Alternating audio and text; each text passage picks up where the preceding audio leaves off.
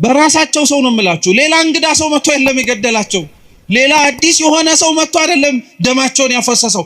እዛው የራሳቸው ሰው አብረው ያደጉ፣ አብረው የበሉ፣ አብረው የጠጡ፣ አብረው ለመትረፍም ጭምር ቃሉን ያሰሙ የነበሩ። እውነት ክርስቲያን ስንሆን የምንሸለመው ታዲያ ምን ይመስላችኋል? ስለ ክርስቶስ መሞት ካልሆነ በቀር ሌላ ምንም ነገር ሊደረግ አይችልም።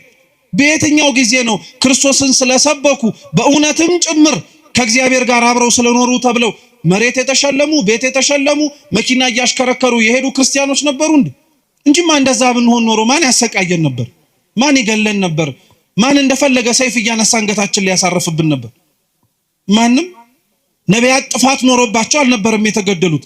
ነቢያት ክፉ ነገር ተናግረው አልነበረም።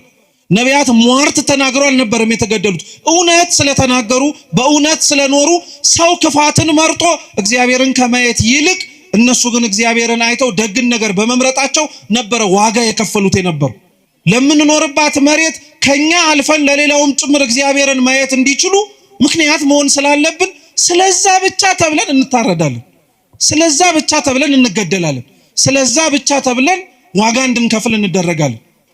የሚጠሉት የሚገፉት የሌላውን ክፋት እንደ ክፋትነቱ፣ የሌላውን ኃጢአት እንደ ኃጢአትነቱ ከሰው ወቅሰው ፈርደው ሳይሆን የሆነውን እንደሆነ ስላሳዩ፣ ሌላ ምንም ነገር ሆኖ አይደለም። ስላልሰሙ ጆሮዎቻችን፣ ማስተዋል ስላልቻለው አይምሮአችን፣ እየተነገረው ነገር ግን ሰምቶ መኖር ስለከበደው ማንነታችን እግዚአብሔር አምላክ አልተወንም። ነቢያት እንዳልኳችሁ ነው የተገደሉት፣ በሩቅ ሰው አይደለም። ዛሬም ሀገራችን ላይ ያሉት በየቦታው የሚሞቱት ወገኖቻችን የሚሞቱት በሩቅ ሰው አይደለም፣ በራሳቸው ሰው። ክርስቲያኖች ለሚኖሩባት ቦታ እንደ ዜጎች ይኖራሉ፣ ግን ስደተኞች ናቸው። አይገርማችሁም? ለሚኖሩባት መሬት ዜጎች ናቸው፣ ግን ስደተኞች ናቸው። ስደተኛ ሆኑት ግን መርጠው ነው፣ በሰማይ ስፍራ እንዳላቸው ስላወቁ። ነገር ግን ግብሩን የከበደን አሁን መኖሩ እንዳልኳችሁ ነው። እንኳን መከራው ከሩቅ ሆኖ ተሰምቶ ቀርቶ ቅርብ ያለነው ሰዎች እንኳን መስማት አንፈልግም፣ ያንገሸግሸናል፣ ሰለቸን እንላለን። የሞቱት ሳይሰለቹ አንተ የምትሰማው ትሰለቻለህ? የታረዱት ሳይሰለቹ አንተ እንዲህ የምትመለከተው በስልክ ደከመኝ ትላለህ?